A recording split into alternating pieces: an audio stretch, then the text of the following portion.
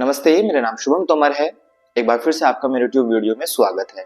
आज हम बात करने वाले हैं कि योगा की जो कक्षा होती है वो कैसे शुरुआत की जाती है। जैसे कि कोई नए विद्यार्थी रहते हैं तो उनके मन में ये क्वेश्चन रहता है कि हम कहाँ से योगा की कक्षा शुरुआत करें कि ताकि हम भी योगा अच्छे से कर पाए, आसन प्राणायाम। लेकिन जब उनको ये नहीं पता होता है, वो बहुत जगह सर्च भी करते हैं, उनको पता ही नहीं चलता है, तो वो फिर अपने उस प्लान को डिनाई कर देते हैं और फिर वो कर ही नहीं पाते हैं। तो मैं आज इस वीडियो में आपको यही बताऊंगा कि हम कैसे योगा कक्षा शुरुआत करते हैं और कहां से हम इसको करना स्टार्ट कर सकते हैं, ताकि आप भी हर एक आसन जो भी डिफिकल्ट होता है, बैलेंसिंग आसन होते हैं या दूसरे और भी आसन होते हैं, आप उनको सभी को स्टेप बाय स्टेप बड़े आराम से कर पाओ। जब भी हम योगा की कक्षा शुरुआत करते हैं तो सबसे पहले हमें क्या करना है होता है, सबसे पहले आराम से एक स्थान पर बैठ जाना है, अपने मैट पर या बेड के ऊपर आराम से बैठ जाना है। उसके बाद बैठने के बाद हमें सबसे पहले जो भी आप इस देवता को अपने मानते हो उसका ध्यान करिए और उसके बाद हमें ओम चैंटिंग करनी है 3 टाइम। और उसके बाद हमें क्या करना है कि सूक्ष्म व्यायाम हमें करने हैं। सूक्ष्म व्यायाम, आपके मन में आएगा कि सूक्ष्म व्यायाम ये होता कैसे है। सूक्ष्म व्यायाम जो होता है ये जैसे कि जॉइंट्स मूवमेंट हो गए, पैरों के मूवमेंट्स हो गए, गर्दन के मूवमेंट्स हो रहे, हर एक जॉइंट्स के जो मूवमेंट होते हैं उनको मूव करना होता है। ठीक है, या तो आप इस चीज को खड़े होके भी कर सकते हो और अगर आप बैठ के करना चाहते हो तो बैठ के भी कर सकते हो। या कुछ एक्सरसाइज होती है कि जो हम खड़े होके करते हैं और कुछ ऐसी होती है कि जो बैठ के करते हैं, जैसे कि दोनों हैंड को वेस्ट पुट करके हम गर्दन को ऊपर नीचे। सबसे पहले हम बॉडी के या तो ऊपर के पार्ट से शुरुआत करते हैं या बॉडी के नीचे के पार्ट से शुरुआत करते हैं। हम यहाँ से ऐसे स्टार्ट करेंगे। ये जो एक्सरसाइज है ये आपके सर्वाइकल के लिए बहुत ही ज्यादा अच्छी है। साथ में इसके बाद हम यहाँ से क्या कर सकते हैं, अपने कंधों को इस प्रकार से मूव करना है, शोल्डर को इस प्रकार से हमें घुमाना है, क्लॉकवाइज और एंटी क्लॉकवाइज। बस ध्यान ये रखिए कि जब भी कोई आप एक्सरसाइज करते हो, कोई भी अपना बॉडी का पार्ट्स आप मूव करना शुरुआत करते हो, तो वो क्लॉकवाइज और प्लस एंटी क्लॉकवाइज दोनों साइड से होना चाहिए। साथ में जो आप ब्रीदिंग लेते हो वो आपको पता होनी चाहिए कि कैसे हमें बाहर निकालनी, किस पोजीशन में और किस पोजीशन में सांस को लेना है। तो चलिए ठीक है, मैं सबसे पहले आपको ये ब्रीदिंग वाला ही कॉन्सेप्ट पूरा करता हूँ। तो इसमें ये कैसे करना है, जब भी हम फ्रंट साइड में बैंड होंगे, आगे की तरफ हम झुकेंगे, तो हमें सांस को बाहर निकाल देना है। बाहर की तरफ निकालने के बाद हमें आगे की तरफ झुकना है और जब हम वहां से वापस आएंगे, ऊपर आएंगे, तो हमें सांस को भरते हुए वापस आना है, लेते हुए हमें वापस आना है, छोड़ते हुए नीचे जाना है और सांस को भरते हुए हमें वापस आना है, ऊपर की तरफ आना है। ठीक है, तो इस तरीके से जो सांस का कॉन्सेप्ट रहता है, पहले तो सब नए विद्यार्थी यहीं पर ही कंफ्यूज हो जाते हैं, तो ये मैंने आपका एकदम क्लियर कर दिया है। तो जब हम एक्सरसाइज करते हैं, जैसे कि हम सर को ऊपर की तरफ मूव करेंगे, फिर उसके बाद शोल्डर को करेंगे, हर एक एक्सरसाइज को क्लॉकवाइज और एंटी क्लॉकवाइज करेंगे। ठीक है ना। तो जैसे कि मैं अभी बैठा हूं, तो बैठने के बाद मैंने आपको 2 एक्सरसाइज बता दी, उसके बाद ऐसे ट्विस्ट भी कर सकते हैं हम लेफ्ट एंड राइट साइड से। ठीक है, यहाँ से इस प्रकार से। ठीक है, फिर हम दोनों हैंड को इस प्रकार से ऊपर की तरफ लेके जाएंगे, फिंगर को ऐसे यहाँ क्रॉस करते हुए पूरा अच्छे से स्ट्रेच करना है, पूरी बॉडी को खींचना है ऊपर की तरफ। ठीक है, सांस को भरते अपनी फिंगर को देखते हुए, हाथों को बिल्कुल सीधा करते हुए। ये भी आप अपने कैपेसिटी के अकॉर्डिंग 3 से 4 बार कर सकते हो। इसके बाद आपको यहाँ ऐसे ट्विस्टिंग करनी है। ये जो एक्सरसाइज मैं अभी आपको करा रहा हूँ, सूक्ष्म व्यायाम। सूक्ष्म व्यायाम उन विद्यार्थियों के लिए है जो कि शुरुआती दौर में अभी स्टार्ट करना चाह रहे हैं या स्टार्ट 1-2 दिन से कर चुके हैं। ठीक है, सूक्ष्म व्यायाम जो होता है, जैसे कि आपके शोल्डर फ्रीजिंग की प्रॉब्लम हो गई कि शोल्डर आपके ऐसे मूव ही नहीं कर रहे हैं, तो ये जो व्यायाम होता है कहीं ना कहीं ये आपकी जो फ्रीजिंग की जो समस्या है, मूव ना होने की जो समस्या है, ऐसे ऐसे ऐसे फर्स्ट डे थर्ड डे, ठीक है, फिर ये अच्छे से ऐसे ऐसे मूव करने लगेगा। ठीक है ना। एकदम से आप अपने शोल्डर को के जो जॉइंट्स है उनको मूव नहीं कर सकते, कोई भी हो, तो धीरे धीरे धीरे धीरे ये पहला स्टेप होता है हमारा। ठीक है, ये करने के बाद हम यहाँ से इस प्रकार से ऐसे बैठ भी सकते हैं और दोनों पैर हैंड को यहाँ इस प्रकार से रखने के बाद ऐसे आगे पीछे की तरफ अच्छे से मूव करना है। ठीक है, उसके बाद हमें यहाँ से सर्कल बनाना है इस प्रकार से क्लॉकवाइज और एंटी क्लॉकवाइज दोनों साइड से बनाना है। बस इस चीज का आप ध्यान रखिए, जब भी आप कोई एक्सरसाइज करते हो तो दोनों साइड से उसको करना है, ठीक है। और उसके बाद हमें यहाँ से क्या करना है, इस प्रकार से अपने पैर को पकड़ के ऐसे ऊपर की तरफ सीधा करना है और फिर नीचे। ये जो एक्सरसाइज है हमारे घुटनों के लिए तो बहुत अच्छी है ही, साथ में हमारी हैमस्ट्रिंग जो मसल्स होती है ये उसके लिए भी बहुत ज्यादा अच्छा है, ठीक है।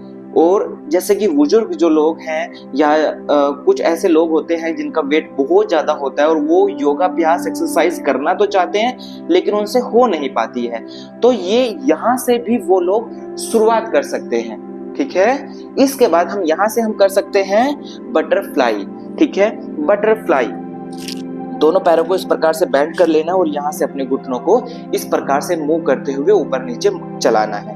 ये जो एक्सरसाइज है बटरफ्लाई, ये पीसीओडी की समस्या में तो बहुत ही ज्यादा अच्छी है। जैसे प्रेगनेंसी योगा जो हो जाती है उसमें ये सबसे फर्स्ट एक्सरसाइज है जो आपको बेनिफिट देती है। ये प्रेगनेंसी जो रहते हैं फीमेल, उनको आपको क्या करना है कि ये अगर आप हर दिन करोगे तो आपको बहुत ही आराम मिलेगा ये एक्सरसाइज करने के बाद, ठीक है। हाँ जी, तो ये जो एक्सरसाइज है ये मेल और फीमेल दोनों के लिए बहुत ही जबरदस्त एक्सरसाइज है अगर आप इसको हर दिन करते हो। तो ये जो एक्सरसाइज है ये हमारा जो यहाँ पेल्विक का जो जॉइंट्स रहता है तो ये इसको फ्लेक्सिबल बनाती है, ठीक है, इस प्रकार से। और उसके बाद दोनों हैंड्स को आपको इस प्रकार से पीछे की तरफ रखना है, दोनों घुटने ऊपर की तरफ मिलाते हुए इनको इस प्रकार से ट्विस्ट करना है राइट एंड लेफ्ट साइड में।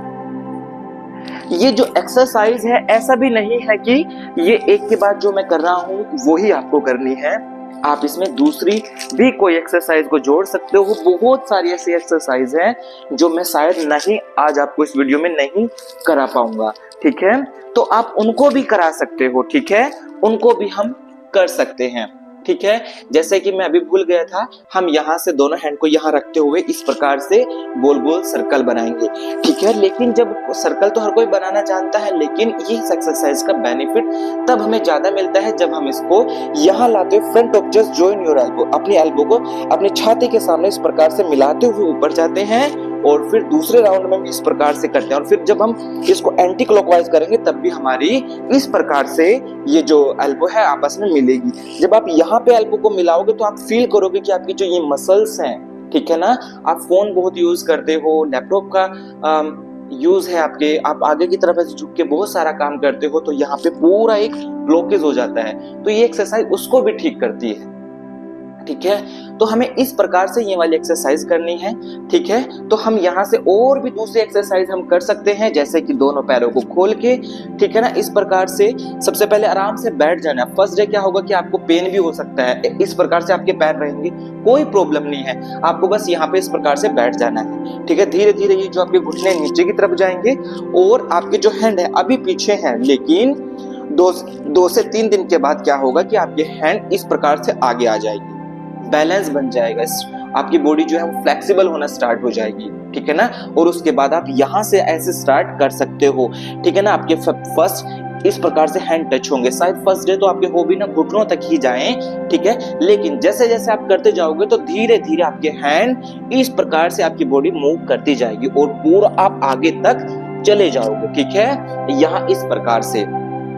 और जैसे आपकी ये सभी एक्सरसाइज हो जाएंगे उसके बाद आप जो है अपने आसन स्टार्ट कर सकते हो। आसन हम क्यों पहले नहीं करते हैं एकदम से, शुरुआती दौर में ही क्यों नहीं करते हैं, क्योंकि जब भी हम कोई एक आसन करेंगे उसके लिए हमें हमारे शरीर को, हमारी मसल्स को फ्लेक्सिबल होने की जरूरत है। जब हम फ्लेक्सिबल हमारी मसल्स हो जाएगी तो वो जो आसन हम लगाना चाहते हैं वो खुद ऑटोमेटिकली बहुत आसानी के साथ में लग जाएगा। अगर आप उसको डायरेक्टली लगाओगे तो आपको बहुत ज्यादा पेन होगा और आप उसमें बैठ भी नहीं पाओगे, क्योंकि जब भी हम कोई एक आसन करते हैं तो हमें उसमें 1 मिनट या 30 सेकंड जितनी भी आपकी कैपेसिटी है उतनी देर उसमें रुकना चाहिए, तभी हमें उसका बेनिफिट मिलता है। जैसे कि मैं एक आपको एग्जांपल दूं कि मुझे पद्मासन लगाना है, तो जैसे कि फर्स्ट बिगिनर्स जो स्टूडेंट हैं वो उनको कुछ इस प्रकार से लगाने की कोशिश करेंगे। अगर एक पैर रखा जाएगा तो उनका दूसरा पैर वो इस प्रकार से करते रहेंगे, ऐसे ऐसे ऐसे करते रहेंगे ऐसे, लेकिन नहीं आएगा, ठीक है। तो जैसे कि पद्मासन लगाना है तो हमें क्या करना है, पद्मासन के लिए सबसे पहले क्या करना है, इस प्रकार से पहले एक पैर को ये रखिए और इसके घुटने को यहाँ इस प्रकार से ऊपर और नीचे, ऐसे मूव करना है, ठीक है। ये हर एक जॉइंट्स जो है आपकी बॉडी का, उसकी एक अच्छे से हमें एक्सरसाइज करनी है ताकि वो फ्लेक्सिबल हो जाए और फिर हम जो भी आसन लगाना चाहते हैं, जिसके लिए हमने एक्सरसाइज की है, वो बहुत आसानी से हमारा लग जाए। अगर आप फर्स्ट डे ही लगाओगे तो शायद नहीं लग पाएगा, ठीक है ना। जो अभी मैं आपको एक्सरसाइज करा रहा हूँ, इससे यही होगा कि जो हमारी ये मसल्स हैं ये सारी खींचेंगी और इनमें फ्लेक्सिबिलिटी आएगी। अब आप देखिए कि मैं यहाँ से लगाता हूँ पद्मासन। अब मुझे कोई भी प्रॉब्लम नहीं होगी, बड़ी आसानी के साथ में मैं पैर को रख दिया हूँ और मैं आराम से बैठ गया हूँ, ठीक है। आप सभी ने देखा। तो हर एक जो भी आसन है, जैसे कि धनुरासन, चक्रासन, शीर्षासन, कोई भी एक आसन है, उसके लिए हमें थोड़ी सी एक्सरसाइज की जरूरत है, जॉइंट्स मूवमेंट की जरूरत है। और जैसे जैसे आप हर दिन उसको करते जाओगे तो उस आसन के लिए आप एकदम से परफेक्ट होना शुरू हो जाओगे। धीरे धीरे जो परफेक्शनेशन होती है वो बढ़ना शुरू हो जाएगी और जब आप उस आसन को लगाओगे बड़ी ही आसानी से लग जाएगा। आपने कुछ ऐसे भी विद्यार्थी देखे होंगे, कि स्टूडेंट देखे होंगे कि जो कि किसी भी एक आसन को बहुत आसानी से लगा लेते हैं, या तो उनकी बॉडी, कुछ भगवान गॉड गिफ्टेड होता है कि उनकी बॉडी बहुत ज्यादा फ्लेक्सिबल होती है, लेकिन कुछ ऐसे स्टूडेंट होते हैं कि हर दिन एक्सरसाइज करते रहते हैं, तभी वो उसको बहुत आसानी से लगा लेते हैं, ठीक है। तो सेम ऐसा ही आपको भी करना है। अब मैं बात करूं यहाँ से कि हमें प्राणायाम हमें कैसे करना है। अगर हम प्राणायाम करना चाहते हैं तो सबसे पहले क्या करना है कि जैसे कि मैंने आपको शुरुआत में ही बताया था कि अपने इष्ट देवता का हमें ध्यान करना है और उसके बाद ओम चैंटिंग हमें करनी है। ये जो है ये भी भक्ति में ही आता है, ठीक है ना। भक्ति भी हमें योग में बताई जाती है कि भक्ति भी हमारे लिए बहुत ही ज्यादा जरूरी होती है। वैसे तो भक्ति तीन तरीके की होती है, वरना अगर मैं आपको और भी डीपली बताऊं तो भक्ति हमारी 9 तरीके की होती है। नवदा भक्ति तक की हमारी भक्ति होती है, ठीक है। तो ये ओम चैंटिंग वगैरह ये सब कुछ उन्हीं में ही आती है, ठीक है। बहुत सारे तरीके की होती है। तो जब भी हम प्राणायाम करते हैं और प्राणायाम करने के लिए अपनी बॉडी को एकदम अच्छे से प्रिपेयर करते हैं, तो उसके लिए हमें कहीं ना कहीं थोड़ी सी, या आप जितना आप चाहते हो उसके लिए हमें इसकी क्या बोलते हैं, जॉइंट्स मूवमेंट की जरूरत होती है। जब हम आसन कर लेते हैं और आसन के बाद ही हमें प्राणायाम करना होता है, वो इसलिए क्योंकि हमारी बॉडी थक जाती है और थकने के बाद हमारी मसल्स में पावर नहीं रहती है, तो हमें हमारे शरीर को जान की जरूरत होती है, पावर की जरूरत होती है, कि जो कि हमारे प्राणायाम जब हम करते हैं तो उससे हमारी बॉडी में सारी एनर्जी आ जाती है और फिर से हमारी बॉडी एकदम फ्रेशनेस महसूस करती है, ठीक है। और जो हम प्राणायाम को बहुत अच्छे से करते जाते हैं और फिर वो धीरे धीरे दूसरी जो चीजें हैं, इंटरनल जो हमारे ऑर्गन्स हैं, ठीक है ना, वो उनके लिए भी जो भी समस्या है वो उनको दूर करना शुरुआत कर देती है, ठीक है। तो प्राणायाम जो करते हैं उनको प्राणायाम करने से पहले भी हमें जॉइंट्स मूवमेंट वगैरह की जरूरत होती है, ठीक है। तो हम यहाँ से इसके बाद प्राणायाम कर सकते हैं। अब मैं प्रॉपर तरीके पे आता हूँ, तो आप आराम से किसी भी एक आसन में, किसी भी एक पोजीशन में आप बैठ जाइए जिसमें आप कंफर्टेबल हो। कमर गर्दन को सीधा करना है और वहां से आपको मुद्रा, ऐसे सबसे फेमस मुद्रा है ज्ञान मुद्रा, ध्यान मुद्रा, ठीक है ना। आपको आराम से इस प्रकार से बैठ जाना है। बहुत लोग कंफ्यूजन होते हैं, ऐसे करते हैं, कोई बात नहीं, आंखें बंद करिए और अपने सबसे पहले जहां पर भी आपकी फिंगर टच हो जाती है, ये इस प्रकार से, ठीक है ना। जहां पर का मतलब ये ऐसा नहीं है कि आप इसको ऐसे सर कदर भी, यहाँ टिप ऑफ फिंगर पे, ठीक है ना, यहाँ इस प्रकार से, और इसको आराम से यहाँ रखिए और कमर गर्दन सीधी करने के बाद हमें यहाँ से आप जिसको भी स्मरण करना चाहते हो, अपने इस देवता का, शिव जी का, जिसका भी आप करना चाहते हो उसका करिए और ओम चैंटिंग जितने भी आप कर सकते हो वो करिए। उससे यही होगा कि जो आपका कंसंट्रेशन है वो और ज्यादा बढ़ेगा और जो आप चीज करना चाह रहे हो उससे आपको पूरा बेनिफिट मिलेगा, ठीक है ना। और फिर उसके बाद आप यहाँ से अनुलोम विलोम, कपालभाति, भस्त्रिका, भ्रामरी, जो भी आप प्राणायाम करना चाहते हो वो करना आप स्टार्ट करिए। लेकिन प्राणायाम को करने से पहले उसका आपको पता होना चाहिए कि मुझे किस प्रकार से प्राणायाम करना है और कौन सा प्राणायाम करना है और होता कैसे है, उसके लाभ क्या होते हैं, उसकी सावधानी कैसे होती है, उसकी पोजीशन क्या होती है और उसकी विधि क्या होती है, कैसे। तो अगर आप मेरे चैनल पर नए आए हो तो प्लीज मेरे चैनल को सब्सक्राइब कर लीजिएगा। इसी प्रकार की अच्छी वीडियो और इन्फॉर्मेशन मैं आपको देता रहूंगा और मेरी वीडियो को लाइक एंड शेयर सब्सक्राइब करना ना भूलिएगा। तो मिलते हैं हम नेक्स्ट वीडियो में नई इन्फॉर्मेशन के साथ, तब तक के लिए नमस्ते।